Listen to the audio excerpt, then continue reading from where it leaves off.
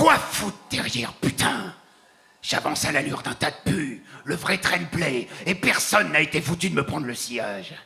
Entre ceux qui se croient à la foire, à ramasser chaque merde qui traîne pour la fourrer dans leur sac, les branleurs qui profitent du soleil, ceux qui croient qu'on les demande dans chaque trou du cul empisé, et ceux qui veulent sauver le monde avec leurs deux mains gauches et une banane en travers du visage, y a de quoi ouvrir un zoo. Une horde, ce troupeau de lopes, qu'est-ce qu'il fout, Pietro? Il donne dans le social, à serrer des pognes aux vieilles, à faire dans le princier. Et sauve! Il gribouille son grimoire pour le jour où on y passera vraiment. Qu'en aval, ils aient de quoi égayer la marmaille. La 35e qui nous prépare. Une horde encore plus rablée, hein, plus rapide que nous. Je me marre. Et les mômes! Et la blondinerie de Laval. Écoutez-moi, oyez, ouvrez vos cubes de cervelle. Vous irez jamais loin. Parce que vous n'aurez jamais un vrai traceur devant. Puisque j'ai pas voulu leur donner de gosse, gros. Pas voulu d'un 10e Golgoth, balancé à 5 ans dans un navire fréole, et expédié un paquet de chair, pareil, en extrême aval, jusqu'à Aberlas.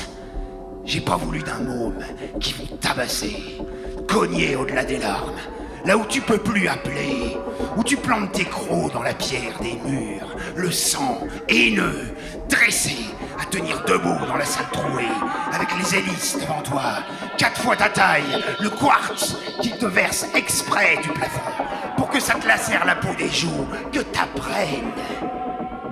Les suicides, tout autour de toi, par série, et les meurtres, ce que tu devines, ce que tu vois, ce que t'assumes.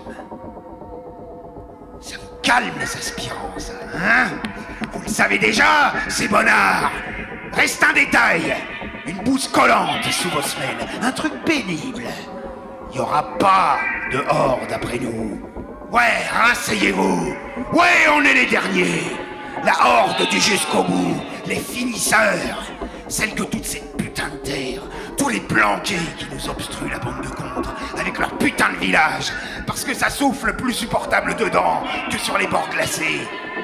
Ils attendaient ça en priant depuis l'origine. La 34, tatouez-le! Ça tombe comme ça, pas très rond, faudra vous habituer. Moi je suis qui? Répétez! Un Golgoth, ouais! Le 9e, ouais, voilà! Ça rentre mieux quand on insiste.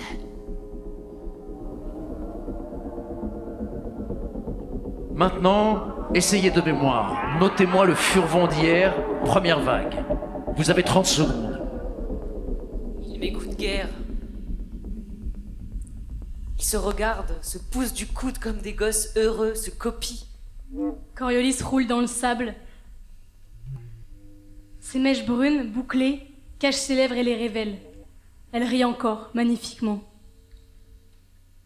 Elle essaie de se donner une contenance. Moi qui croyais que Scribe était une charge austère. C'est austère si tu n'as pas un folding de troubadour avec toi. Prends une échelle de temps, Carac. Tu laisses des plans partout. Me trouble pas, je calcule. Et les crônes, comment tu les représentes? Je ne les représente pas. Ce sont les formes du vent. Non. Si. Rien ne le prouve. Ils sortent des vortex, c'est évident, Sauve. Tout le monde sait ça. Toi, peut-être pas moi. Les crônes sont concomitants à l'apparition des vortex. Je te l'accorde. Mais scientifiquement, rien ne prouve qu'ils en proviennent. Je ne peux pas transposer un furvent sans dessiner les crônes. Il rigole encore, couvre sa feuille de taches d'encre qu'il étale et en macule le visage de Coriolis qui se fâche. Pour la forme, applique-toi un peu, Carac, bordel. Si tu veux devenir scribe en second, et toi, Coriolis, scribe en tierce, c'est très sérieux. Si je meurs, Caracol deviendra responsable du carnet de contre à ma place. Vous mesurez? Mais tu mourras pas. Pourquoi? Parce que tu es le héros du carnet. Le héros, c'est la horde, apprenti. Le carnet de contre raconte notre histoire. Il raconte l'histoire de celui qui l'écrit. Au futur, ton devenir. C'est son seul intérêt, scribouillard. Je croyais que le héros c'était Caracol. C'est le vent, princesse. C'est pour ça qu'il nous faut apprendre à écrire. Uniquement pour lui. Mais à quoi ça sert? Chaque vent a ses propres turlutes, c'est impossible à codifier. On peut noircir des pages rien que sur une journée, avec des points, des virgules, des apostrophes. À qui mieux et après. On vivra plus heureux? Oh, là, tu vas l'énerver, le gratte-peau. Quel âge as-tu, Coriolis? 25 ans. Tu fais moins. Physiquement? Physiquement, tu feras 30 ans dans 6 mois. Le vent aime les femmes. Il les aide à mûrir. À part orpailler, tu sais quoi? Là, il t'en veut. Je sais quoi. Qu'est-ce qu'on t'a appris dans ton village sur le vent, par exemple? Plein de trucs. Comment mettre les filets les uns derrière les autres, pour bien filtrer. Comment reconnaître un vent fécond. Des choses comme ça. Tu savais qu'il y avait 9 formes du vent? Oui, quand même. Tu sais où nous allons? Oui, en extrême amont. Est-ce que tu sais pourquoi? Pour trouver l'origine du vent. Caracol s'esclaffe brièvement, puis écoute à nouveau. Ses yeux vivants ne lâchent pas Coriolis qui se recroqueville imperceptiblement.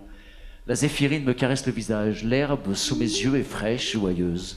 Je ne sais pas pourquoi je suis maintenant si cassant et si grave. Qu'est-ce qui est le plus important de ton point de vue? Trouver l'origine du vent ou en connaître les 9 formes? Je sais pas. Pour toi, réponds pour toi. Trouver l'origine. Si on la trouve, tous nos vœux seront exaucés. On sera au paradis avec plein de fruits partout sur les arbres, des animaux tout ronds et doux. Et puis on pourra libérer le monde, arrêter le vent peut-être, le mettre dans des sacs, des outres, l'apprivoiser.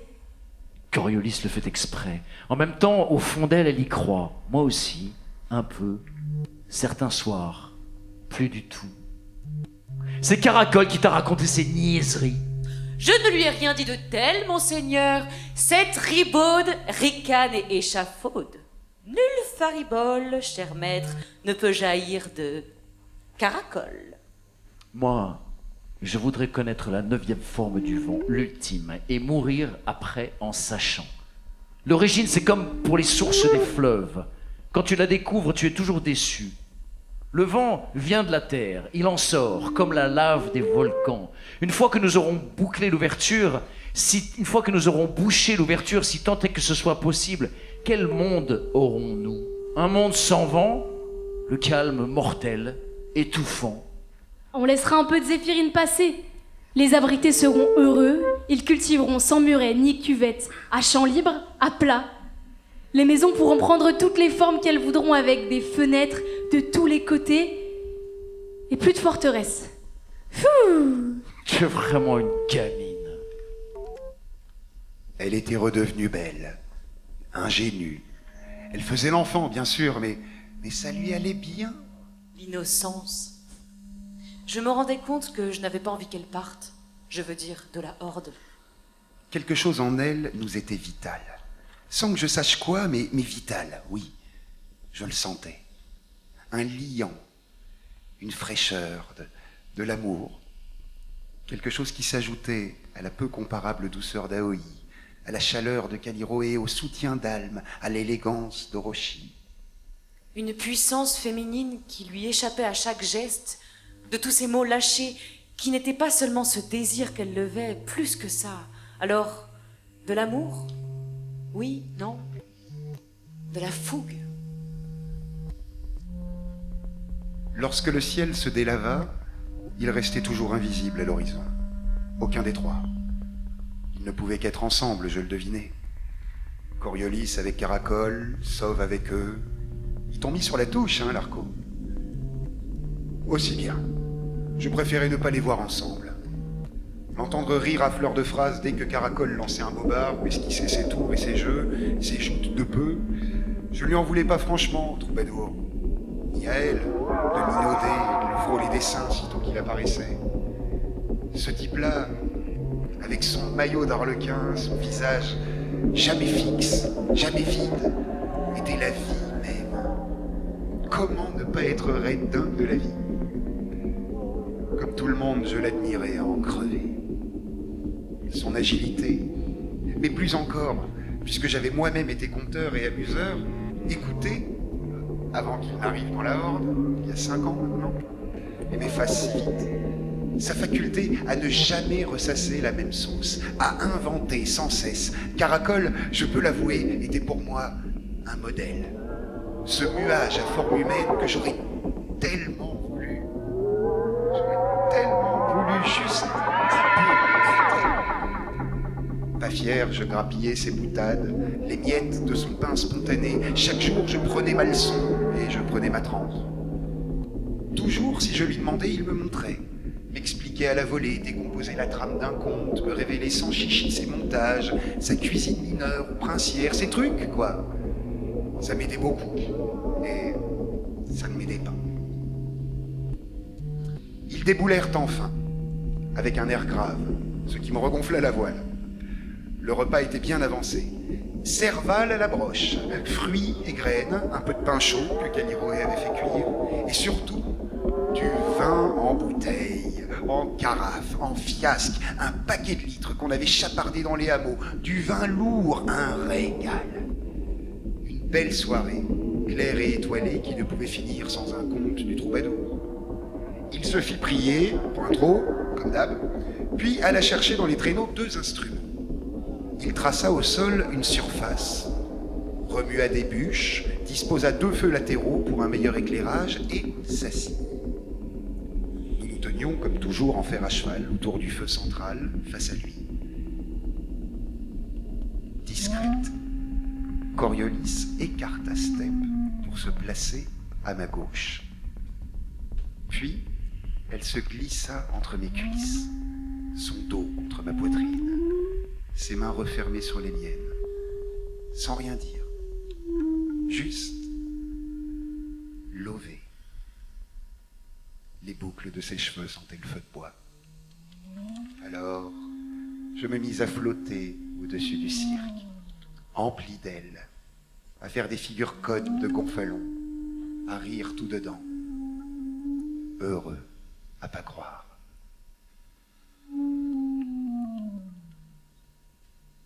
Tout ce qui est de ce monde n'est fait que de vent. Le solide est un liquide lent. Eh oui, le liquide est fait d'air dense, ralenti, rendu plus épais. Le sang se fabrique avec du feu coagulé. Et le feu avec un faune enroulé sur lui-même, mis en trombe, inspiralé parmi les bûches. Notre univers, croyez-moi, n'existe qu'à force de lenteur, par la bonne grâce du lent vent. Mais pour que vous puissiez comprendre, il va falloir que je revienne à l'aube du temps. Caracol saisit son bâton de vent et le fit tourner, telle une hélice au-dessus de sa tête. Le bois se mit à siffler dangereusement. En 2 phrases, il fut dedans. Au commencement fut la vitesse. Une nappe de foudre fine, sans couleur ni matière, qui se dilatait par le ventre, fuyant de toutes parts dans un espace étalé à mesure, et qui s'appelait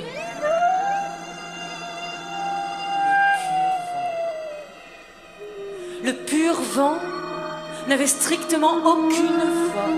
Il n'était que vitesse, vitesse et fuite, ne permettant à rien d'être ni de tenir. À force de s'étirer, pourtant, cette flaque de foudre finit par se déchirer, ouvrant l'air du vide et du plein, et celle des vents disjoints qui ne s'est jamais refermée. Immanquablement, ces vents isolés se rencontrèrent, contrecarrant leur puissance, les cumulant parfois, s'entre-déviant et s'entre-calmant. Ainsi naquirent les premiers tourbillons.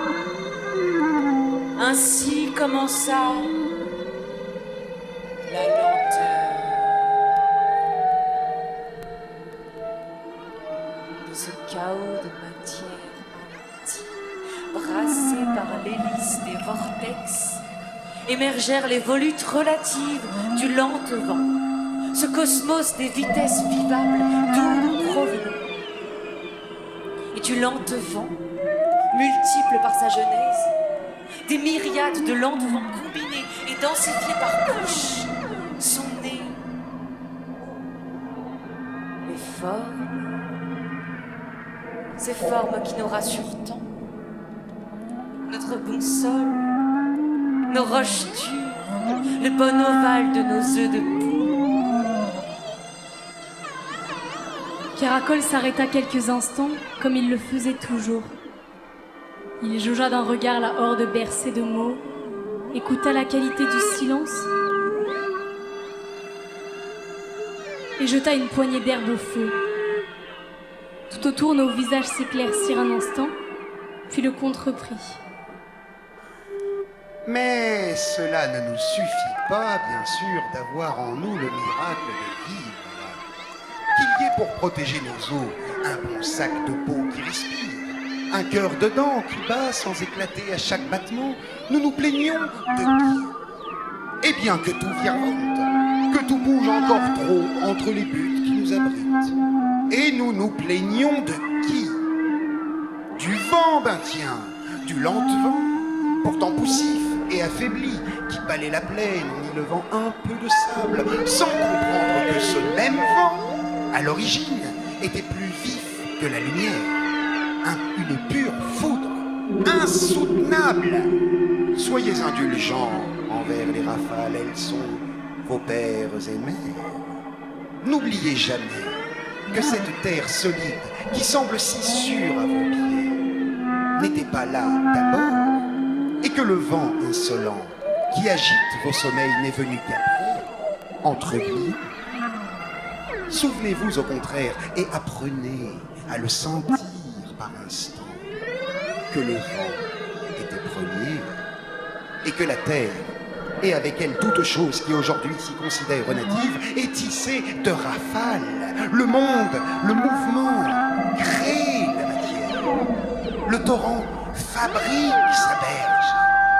Il fait les rochers parmi lesquels il coule. Le poisson, croyez-moi, n'est qu'un peu d'eau enturbanée. Autour du feu, un sommeil alourdi de vin faisait de trous sombres dans le cylindre d'écoute. De l'amas de corps couchés émergeaient toutefois des troncs droits, l'iris étincelant que dressait la fraîcheur. Presque en même temps que moi, Golgoth et Pietro s'étaient levés, pressentant de Caracol l'incompréhensible pause. Moins que tout autre, Golgoth ne supportait ce rythme cassé. Il n'était pas rare qu'il quitte le conte au milieu pour aller se dégourdir. Mais ce soir, il n'était pas d'humeur. Pas d'humeur à laisser Caracol raconter n'importe quoi. Si bien qu'à chaque audace, il pestait en secouant la tête. Mais sans aller jusqu'à l'interrompre, étant sans doute aussi intrigué que nous tous de la suite qu'allait donner notre troubadour à sa cosmogonie de carnaval, une colère rentrée, rehaussée d'eau de vie, semblait toutefois prédominer. Golgoth mit quelques coups de pied dans une motte de sable, et sans attendre que Caracol reprenne, il l'interpella. Tu brames que tout vient du vent. Mais d'où il vient ce vent? Il ne vient de rien, et nulle part ne va, il passe. Il enfle par le centre du cosmos, il souffle à travers les étoiles, et embarque la Voie lactée. Et y a quoi alors en extrême amont? Une pute? Une pute à poil qui fait tourner un ventilo? Un gros tas de néant avec une pelle dedans et un panneau qui dit creuse? Rien, il n'y a rien. Il n'y a pas d'extrême amont. Il n'y a pas d'origine du vent. La terre ne finit pas. Le vent n'a jamais commencé. Tout s'écoule, tout continue. T'es vraiment qu'une tête de con! Hurla Golgoth dans un accès suprême d'agacement, et il lui jeta déjà de rage une poignée de sable dans la figure. Mais Caracol se contenta de fermer les yeux en souriant. Et il continua son boniment sous le silence amusé des crocs. La moitié d'entre nous était ivre de douceur et d'alcool, de sorte que le conteur né qu'était Caracol n'avait aucun mal à nous retenir près de lui. Vous voyez ce feu? ces éclats de roche qui le protègent, eh bien, ils sont traversés d'un même fluide, de la même eau invisible et mobile qui gonfle les navires tandis qu'elle use notre patience et nos rêves. La roche n'est que du feu recourbé, pris dans des croûtes d'ombre. Et le feu, à son tour, a l'étoffe du vent, dont le miracle de ses vitesses, de ce qu'il prend et s'associe, de ce qu'il meut et laisse au calme, parce qu'aucune vie, écoutez ce secret, aucune vie ne tient qui n'a pour elle la paix des forts et un seul assez constant. Steppe le sait, le buis même flambe secrètement. Les pierres, pour peu qu'on ait ce cran, les regarder, vibrent. Talvec, Surtout sous le marteau. elles tiennent court la bride de leur vent pour qu'ils circulent, sans cercle, serrés, et laissent intacte la forme fixe qu'elles se sont choisies. Quel combat en chaque pierre, quelle tension terrible pour ne pas fluer, devenir eau, prendre feu. Qui vivra encore? Dites-le-moi, quel homme pourra respirer sur cette terre quand les pierres, n'importe où, par malice, sans règle ni tenue, prendront feu? Ça et là, dans ce cirque, sous les arbres, sous nos pieds. Ce jour arrivera pourtant peut-être demain. Tenez, du Gorse jusqu'au palais en gouttes d'eau, nous sommes tous si fiers de nos formes, tellement imbus de nos contours, de nos limites, de nos carrures ou de nos peaux. Tout ça est fait de la même chair, pourtant, même vie dedans, même vent, il n'est que les vitesses qui changent. Et une certaine densité des grains, quelque part, dans l'arc-en-ciel des capacités. Mais plus que tout, bien sûr, compte la direction, le sens des forces qui s'affrontent au-dedans, vent contre vent, au corps à corps, alliés, déliés, c'est tout, hisser les drapeaux, c'est beaucoup. Tout l'univers, dans sa diversité, s'y génère. Tout le divers, dans sa triversité. Mais je m'égare, déjà, je pars, je deviens folie, amour du tour. Ça y est, il allait se dérouter. C'était là qu'il était le meilleur. Écoutez bien. La crainte est partout, de par chez vous. La peur règne et rôde. Restez soir, murmure-t-elle dans son abri de peau. Car l'oiseau fou, le Morphnus, passe pendant les corps en sifflant. Métamorphose! Puis, son chant, qui vient de la bleue terre, du violon sable et du sirop des cuivres, se fait souple et sinueux. Forme se déforme, se transforme l'orme, le fluide fleuve, le feu, le froid, le ciel devient miel. Écoute, l'oiseau siffle. N'écoutez pas la peur, n'écoutez pas l'oiseau. Car la peur fait contour, dessine et trace, sépare et signe. Elle met la mort de l'autre côté de la ligne. Mais l'oiseau va trop vite, fait fuir par tous les trous, mêle l'or qui sort à de la boue, vous précipite de femme en fou, de loup en flamme, vous passe toute vie en retirant l'âme. Caracol s'est levé pour jouer du cro-morne. Il entame une mélodie agitée, puis l'allège et l'harmonise, se rassoit, semble entrer en lui-même et pose tranquillement son instrument en nous dévisageant gravement. Lorsqu'il reprend la parole, son ton est simple, direct. Nax souhaitez pas que l'on fixe ni qui vous êtes, ni où rester. Ma couche est à l'air libre. Je choisis mon vin. Mes lèvres sont ma vie. Soyez complices du crime de vivre et fuyez sans rien fuir, avec vos armes de jet et la main large, prête à s'unir, sobre à punir. Mêlez-vous à qui ne vous regarde, car lointaine est parfois la couleur qui fera votre blason. Il marque une ultime pause, ses yeux rivés dans les nôtres, comme s'il cherchait un écho impossible, une fraternité de résonance qu'aucun de nous ne peut lui offrir, là où il la rêve, ou l'attend. Il se lève en faisant claquer rythmiquement ses syllabes et il achève. Le cosmos est mon campement. Le cosmos est mon campement. Le cosmos est mon campement. Le cosmos est mon campement.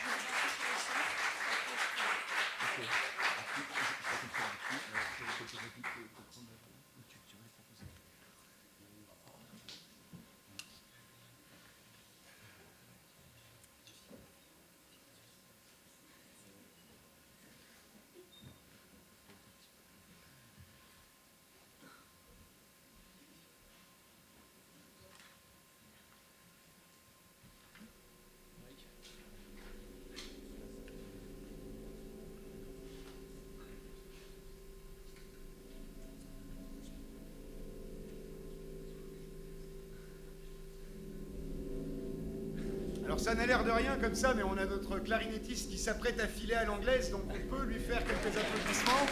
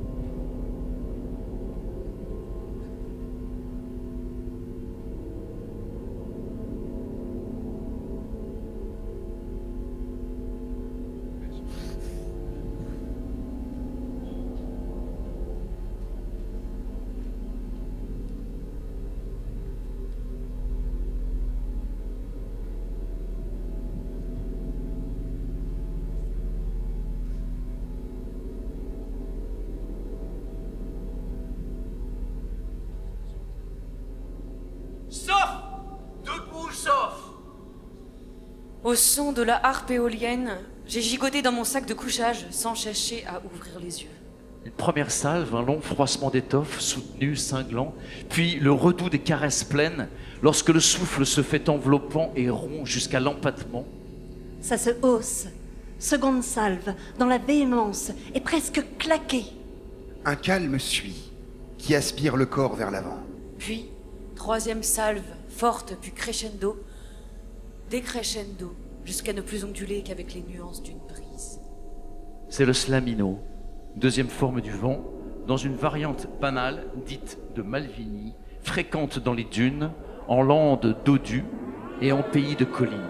Il faut le contrer entre les crêtes, dans le creux des salves, en tiers-temps et sans à-coups. J'ai ouvert les yeux. La journée sera belle.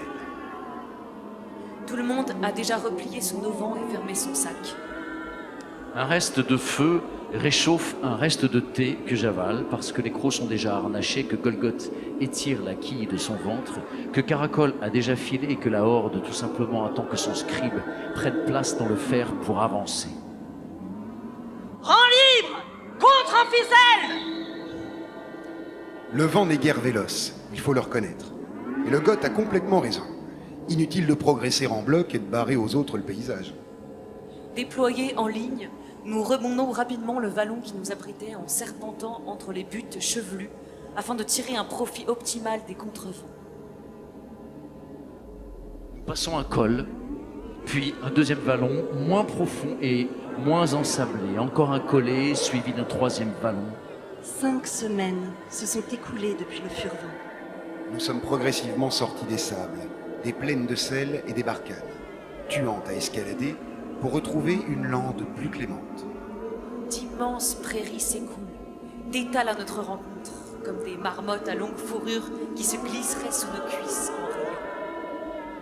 Une journée de spleen sous Slamino. Coriolis s'est éloigné d'emblée ce matin, ma belle chienne de Thrace, pour suivre qui? Caracol. Je compterai devant dans la prairie et à un moment je me suis retourné sur notre petite bande de fous étranges. Nous prenons chaque saison davantage la couleur de ce qui nous traverse. Nous récoltons des criblures, des moissons mal broyées, la poussière des murs délités, des chemins qui s'effacent. Nous essuyons les pluies qui ne tombent plus mais coulent, comme si l'horizon se vidait de ses larmes sur nos joues. Le vent nous réveille, nous excite, nous calme, nous berce et nous lave. Il se pose sur nos fronts comme une main leste. Il nous gifle et nous saigne. Il nous cajole et il nous soigne. Personne ne vous dira dans la horde qu'il adore le vent. Personne dira le contraire non plus. Il est des mondes, jetait hier Caracol, où le vent naît et meurt, vient, disparaît, selon les jours, selon les heures. Si un pareil monde existe, aimer ou ne pas l'aimer, le vent y a un sens. Mais on peut comparer. Mais ici, qui se plaindra qu'il y a des nuages au ciel et de la terre pour nos pieds, puisqu'ils ont été là toujours, qu'ils y sont et y seront éternellement. Le vent est, il est là. Alors je la ferme et j'en bouffe. Au loin, j'entendais un sifflement. Pas celui d'un boomerang ou d'un disque jeté, le sifflement d'une masse lourde, filant à vive allure. Un coup de trompe soudain à travers. Puis la terre en amont de la plaine se mit à trembler. Elle se déchira sourdement. Lorsque l'événement arriva, je n'avais personne devant moi. Pas même Golgoth, qui s'était arrêté pour regarder un gorse. Je cherchais la meilleure trace. Une plaine montante s'étalait à perte de vue, vert tendre, avec des reflets métalliques. À gauche, une forêt linéaire, épaisse de 3 arbres, donnait le cap. À droite, lui répondait une haie de buis, trouée par endroits. Contrée proche de la haie paraissait le meilleur choix. Elle était plus apte à casser le vent de sol que la forêt où les turbulences sont parfois sévères. Je commençais donc à obliquer. Ils freinèrent comme eux seuls savent le faire. Shric, cric, crap, laissant au mal à voilure, à l'audace, quitte à casser, mais inversant les hélices en proue pour qu'elle contre-souffle, et plaquant sec la coque au sol pour la racle et le bon frottement. Un splendide navire fréole, un 5 mâts, toute voile dehors, avait surgi du fond de l'horizon. En 8 secondes, il fut sur nous. Avec de part et d'autre de la coque en suspension, giflant l'herbe, une nuée de vélichards et d'ailes de parapente qui se croisaient haut par-dessus la mâture. Je ne sais ni comment il nous vit, ni comment il freina. Je sais simplement qu'il passa à 10 pas de moi et qu'il laboura parmi la horde sans toucher personne. Lorsque la terre a cessé de se tordre, ils ont relevé les ailerons latéraux, rétracté les socs et laissé la coque s'immobiliser en douceur. Le bois a mugi sur le tapis d'herbe couché. J'ai entendu les roues des chars tractés, le claquement des ailes à l'arrêt et la toile façayante des cerfs-volants de freinage. Après, une forme de silence tanguant. 3 coups de trompe esselés. pour mieux que nous réalisions qui ils étaient. L'escadre frêle, comme ils aiment à s'appeler, la plus pointue, la plus terriblement fluide de toute la confrérie fréole. Celle qui aime surprendre, toujours, qui ne stationne pas, qui ne s'amarre plus à l'arrière des villages dans ces pauvres ports à gros murs porteurs, puisqu'ils tiennent au vent n'importe où les bougres, en plein désert, grâce aux hélices, youhou, les vélivoles, avec Charave, le contre-amiral, et son alter ego Elkin, commodore de Laval, qui prend les commandes dès qu'il s'agit de filer liquide cap ouest, vent en poupe. Je connais ces gars-là en ma qualité de caracole, les meilleurs tireurs de bord de toute la flotte, des parcoureurs qui veulent tout voir, tout connaître, tout comprendre, des avaleurs d'espace sans carte, qui azimutent au quadravent et aux étoiles, parce qu'ils naviguent aussi de nuit à la fraîche. Depuis 3 ans, nous n'avions plus rencontré le moindre vaisseau dévalant de l'amour. Des chars à voile, oui, souvent. Des aéroglisseurs de petit calibre. De solides contrats capables de remonter une stèche à l'hélice en pédalant un peu. Mais pas de traqueur, aucun de cette envergure. Au point qu'entre nous s'était faite jour cette conviction que, hormis quelques cités en pointe, isolées, qui étaient tatouées en capitale sur la colonne vertébrale de Talveg, nous ne croiserions plus grand monde. Et certainement pas des fréoles. Nous en tirions une certaine inquiétude, mais aussi un orgueil du cœur, duquel l'usure et la solitude, intestines en chacun, se relativisaient. Dès que le navire stoppa, la stupeur passée, je sus au fond de moi 3 choses. Les fréoles avaient progressé en matière de technologie éolienne, bien plus en 3 ans que nous n'aurions pu le soupçonner. Que pour venir d'aussi haut, ils maîtrisaient désormais pleinement la remontée à contrevent, que nous étions certainement loin, très loin encore de l'extrême amont, et sans doute incapables de l'atteindre avant. Je suis resté debout, hébété un long moment, avec le reste de la horde éparpillée dans les hautes herbes. J'ai cherché Golgoth. Sa carcasse voûtait sous les turbulences de sillage. Il me tournait le dos, obnubilé par le navire fréole. Je l'ai appelé. Il s'est retourné lentement, a lu sur mon visage et s'est ressaisi un peu. Sortez les étendards! Formez le diamant de contre! En position de parade pour les fréoles! Il l'a jeté dans le vent, sans regarder personne, comme s'il se parlait à lui. La horde s'est rassemblée mécaniquement. La charpente, d'ordinaire si droite et noble de Pietro, s'est approchée, je l'ai regardé, il m'a regardé. La poutre de ses épaules fléchissait. Nous ne sommes plus rien, disait qu'une caste déchue, ridicule et dépassée. Notre temps est révolu. Voilà ce qu'elle disait. Puis, il est entré dans le fer. Et nous avons commencé à avaler vers le navire fréole.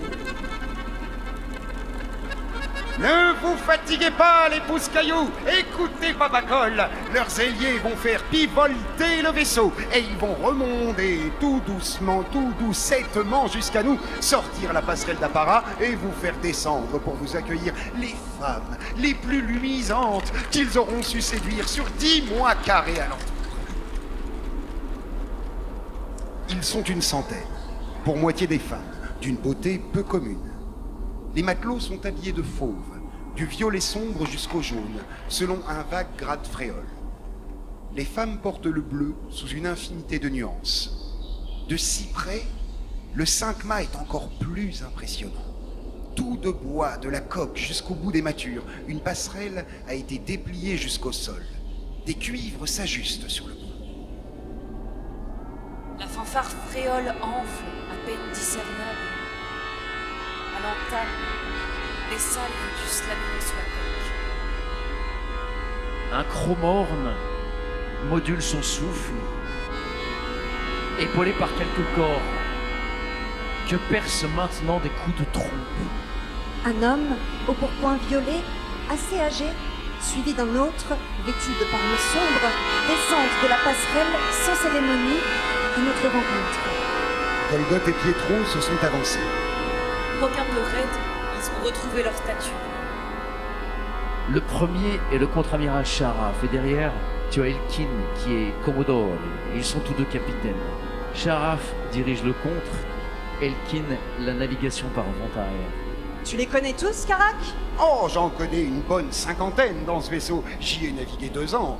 Vous avez devant vous l'avant-garde technologique des Fréoles. Ils savent tout faire avec un bout de rafale. Ils peuvent remonter par pur vent. Caracol m'a glissé ça tranquillement. Par furfond. Remonter par furvent. Je n'arrive pas à le croire. Il délire encore. Si messieurs sont dignes de confiance, j'ai devant moi la 34e horde, surprise en plein contre au beau milieu des steppes. Mes amis, bienvenue à bord du Physalis. C'est un immense honneur pour nous de vous rencontrer et de partager avec vous notre belle équipée. Votre réputation est nourrissante en amont comme en aval. Vous possédez la ressource plus de 3 ans d'avance sur la précédente horde, celle de vos pères, que nous avons par ailleurs rencontrée au pied de Norska. Ils vous attendent et ils vous saluent.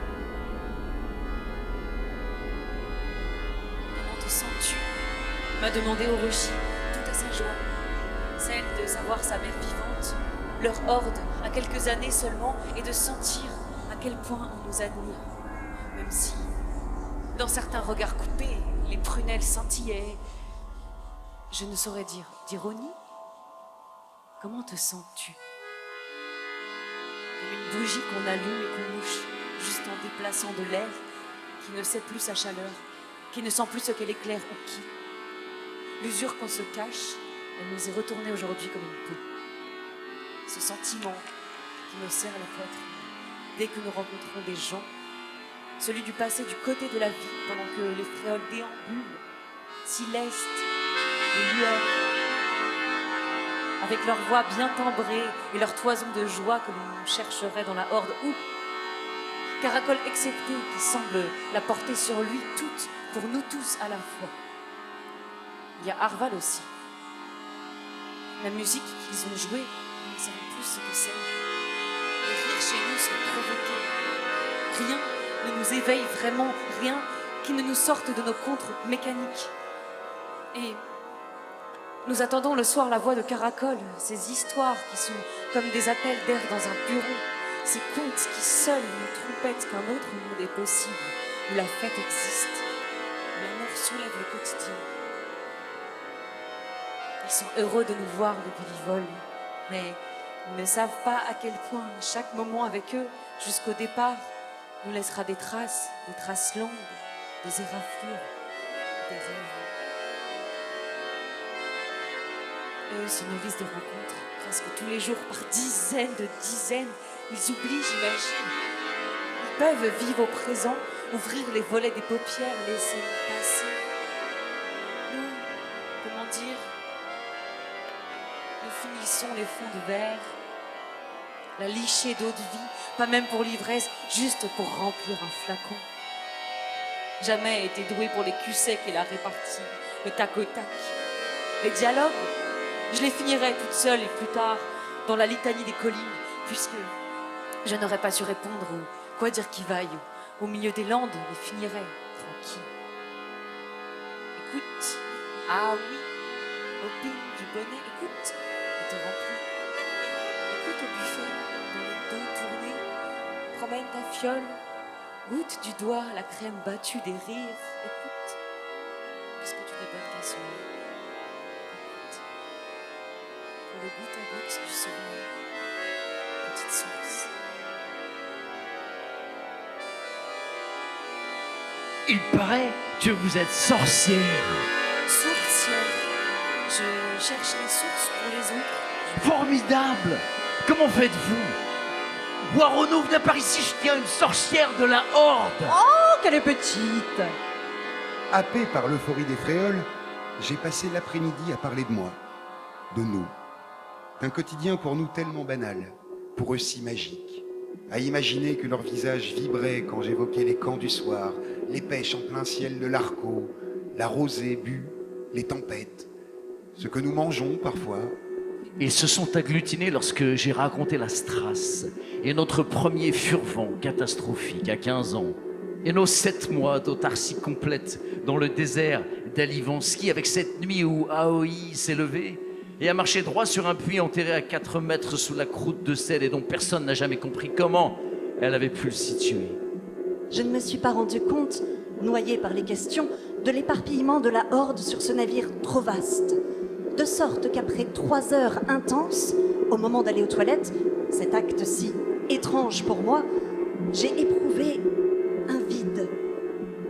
J'ai eu brutalement besoin du groupe, de voir nos visages. J'ai cherché Orochi des yeux, où était Pietro, qui discutait avec les filles. Je n'ai retrouvé personne. Je me suis dit qu'à l'évidence, s'aérer de rencontres fraîches et fuir un peu le carcan du pack devait être vital pour beaucoup d'entre nous. Pour Caracol, plus qu'aucun autre. Alors que pour mon compte, je conservais cette envie de tout partager. Ou plutôt de faire des découvertes ensemble. Tu n'as jamais envie d'être seul? M'a dit Orochi hier, tandis que j'éternisais, c'est vrai, mais bonne nuit. Pas souvent, non. J'ai besoin de cette énergie fluente du groupe, de sentir les tensions et les fusions qui nous traversent, chacun et tous. J'ai besoin de me sentir nouée dans la pelote de nos filles. J'ai fini par tomber sur Pietro, lequel discutait avec le commodore de l'organisation de la soirée.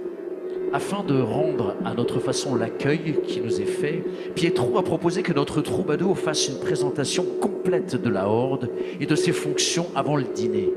Il m'a envoyé le quérir pour que je le prévienne. Caracol a aussitôt souri puisqu'il adore ça. Cette mise en spectacle de notre sobre bloc qui y répugne. Cette mise à nu en scène et en son de ce que nous sommes. À l'heure dite, il était toujours à plaisanter avec un petit groupe d'obliques invités. Caracol, les fréoles s'impatientent. Ils veulent que tu présentes la horde pendant que les torches sont encore hautes. Tu te sens prêt? Prêt? Oui. Mais de qui sauf? Pietro a décidé qu'on le ferait sur leur terrain de plate, au pont supérieur, puisqu'il y a des gradins. Ne multiplie pas les conneries. Golgoth tient à ce que ce soit un peu solennel. Tu es très attendu, tu sais. Décevoir est un plaisir. Nous avions mis nos vêtements de rechange et taillé un peu nos barbes. Les filles s'étaient lavé le visage et les bras dans des vasques mis à leur disposition. Nous n'étions pas soignés, loin de là, mais suffisamment nets pour la parade. Au centre du pont supérieur, les fréoles avaient creusé un terrain de plate d'une 40aine de mètres de long sur une 20aine de large. Ovale, comme il se doit, il était flanqué de gradins en bois poli qui épousaient la courbe de la touche. Le parquet, impeccablement ciré, donnait une furieuse envie d'y faire ricocher le disque. Les cages utilisaient pour poteau un mât et pour barre transversale la vergue. Les filets de chanvre y étaient suspendus. Le lieu m'avait séduit parce qu'il permettait de placer chacun des 7 rangs de la horde sur un degré du gradin. En faisant asseoir les fréoles dans la tribune opposée, on leur offrait une vue complète. Caracol officierait sur le parquet. J'aimais les voir, mes petits bonhommes, sérieux comme des papes pour la revue. Talweg s'était coupé à la joue, Arval avait un pli en croix sur son maillot tout propre et Larco avait remis sa boucle d'oreille en buis, celle que je préférais. Aucun n'avait l'assurance qu'on enviait à Caracol, sa décontraction et sa féminité qui lui permettaient, comme là, de porter si joliment ce chapeau de feutre chippé à je ne sais qui. Coriolis le couvait de désir. Elle ne l'avait pas lâché depuis l'arrivée des fréoles, mais lui n'y prêtait guère attention, jouait parfois le jeu, plus souvent la fuyait. Et ça l'excitait, elle, encore plus, ça la portait à s'offrir, à faire pousser ses seins, parce qu'elle n'y comprenait quick s'il la voulait ou non. Mais moi, je savais qu'il ne s'attachait pas à notre troubadour, notre petit chat furtif à toutes. Il ne vivait qu'ici, pas dans la tente. Il ne faisait que passer dans nos nids pour chaparder une plume, à s'accrocher aux cheveux. Cherchait pas à nous griffer, ne demandait rien, sinon le plus dur, le plus haut. Être en vie, chatonne et bougeante, sans cesse à bondir, vagabonde, à être autre. Alors que j'étais très bêtement moi, Aoi, ruisseau souple, petit eau, comme il m'appelait, quand il venait encore au milieu de la nuit, moins souvent depuis qu'il avait su pour Sauve et ne voulait le blesser. Il oublierait. Il oubliait magnifiquement tout. J'attachais une grande importance aux présentations. C'était souvent la seule image claire que nous laisserions aux gens. Le fer et le pack, le bloc, nos différentes formations de contre, selon le vent, la description des fonctions de chacun, où le troubadour en rajoutait des kilos. Même ainsi, avides, les gens étaient fascinés. Notre réputation nous précédait. Elle s'alimentait de notre reconnue vitesse. Jamais peut-être depuis la 26e horde, celle du premier Golgoth, qui avait sidéré par sa trace directe à travers le massif Hobart, l'espoir de voir une horde atteindre l'extrême amont n'avait été aussi fort. À 38 ans, posséder 3 ans d'avance sur la trace précédente ne s'était jamais vu. Nous l'avions payé cher. Une ascèse extrême. Si peu de séjours en village. Des marches du lever au coucher, et cette généralisation de la trace directe dont Golgoth avait fait un principe. Les fréoles applaudirent l'arrivée de notre troubadour. Le pied à peine posé sur le terrain, il se jeta à plat ventre sur le parquet, glissa un peu, puis se propulsa en l'air, retomba, reglissa, bondit à nouveau. Je compris, moins vite que les fréoles déjà hilares qui limitaient le ricochet au sol de la plate. C'était bien parti. Mes seigneurs de la frime, bonsoir. Puisque nous nous connaissons pour beaucoup, laissez-moi écourter la chamarre et assourdir les violons. Sur ce gradin en face de vous, rasé de frais, la mèche en vrille et la chemise en vrac, est placée tout à trac. En guenille pour les meilleurs, pour les autres en haillons, la poussière du désert, ou pour mieux dire, sa coagulation. Ils sont l'orage marcheur, ils sont la foudre lente, ils sont de l'horizon les 23 éclats de verre, les copeaux bleus et les tessons, j'annonce. Et vous présente hirondelles et damoiseaux, nobles, éologues et porte-drapeaux, la légende de cette terre, la horde du contrevent.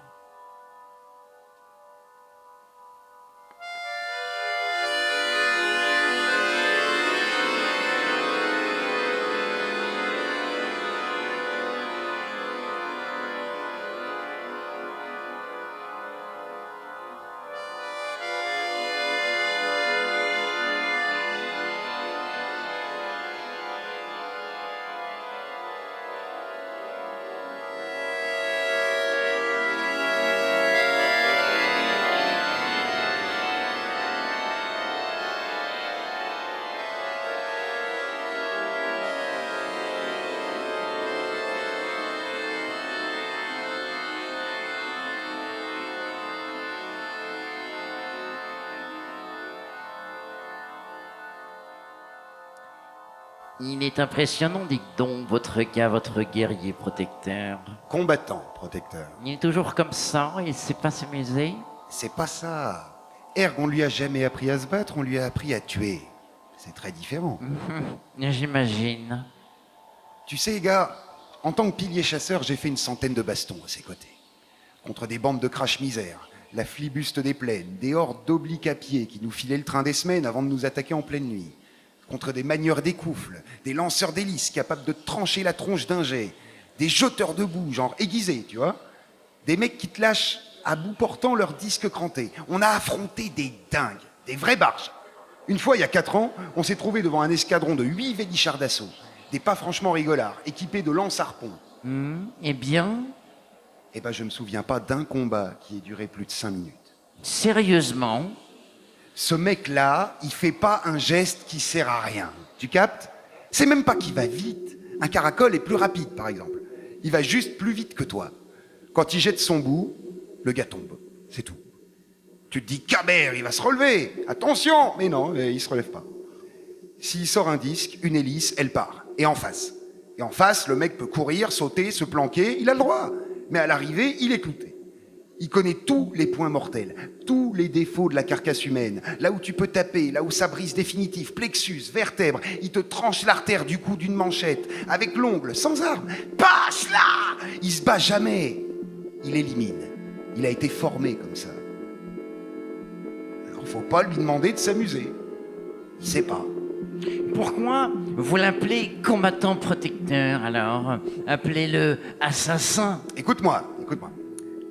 À Kerderban, les protecteurs sont d'abord formés aux techniques d'autodéfense. comment parer une attaque, comment surtout protéger un pack qui sait pas se battre, à part 2-3 mecs comme moi, Golgoth ou notre forgeron, les arcs. Cette formation, elle est bateau. N'importe quel pirate un peu d'équerre peut en connaître autant qu'eux. Et il y a les techniques d'attaque. Voilà, t'as tout compris. Et là, comment te dire, c'est un autre cosmos. Personne n'y a jamais mis les pieds. Les ordonnateurs travaillent sur les qualités propres du futur combattant, ce qu'il a d'unique. Ils l'encouragent à développer ses tactiques à lui, ses bottes perso, ses coups, à améliorer ses armes, sa logique de meurtre.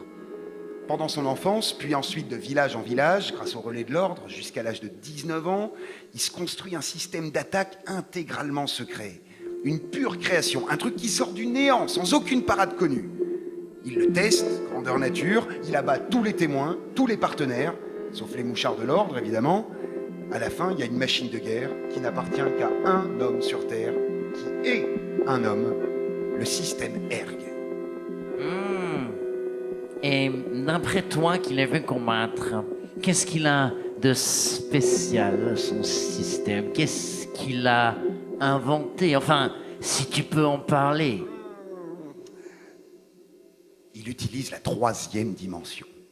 Mieux que personne. Le combat aérien? Il démultiplie ses angles de tir grâce au cerf-volant de traction. Il peut frapper de n'importe quel point de l'espace. Sa couverture est sphérique. C'est une boule de feu. Il est monstrueux dès qu'il est en suspension. On a pu voir ça. Et quoi d'autre? J'ai cru une fois qu'il allait mourir. Et toute la horde avec.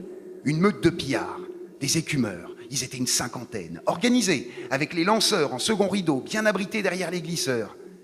Erg a décollé, c'est moi qui tenais la longe. Il a commencé à tirer à l'arbre à méca. Une pluie, des carreaux empoisonnés, ça faisait des trous francs dans les lignes. Derrière, les gars ont répliqué à l'hélice. Des modèles à 4 pales, très effilés, larges comme une assiette, pas plus. Erg a esquivé, mais la salle va déchiqueter sa voile et il s'est écrasé au sol. Il est resté couché, raide, il bougeait plus. On n'emmenait pas large, je peux te jurer.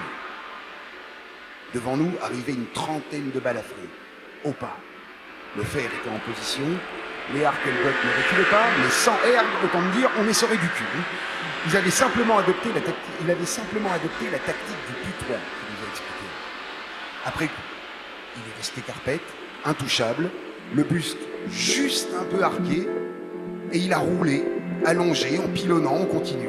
Du bras gauche dans l'axe de l'avant-bras, toujours à l'arbre à méca, du droit à l'hélice imbibée de strychnine, en jet courbe, 5 minutes. Je te mens pas. Ceux qui pouvaient ont caleté en glisseur. Les autres jouent au cerf-volant, tout là-haut.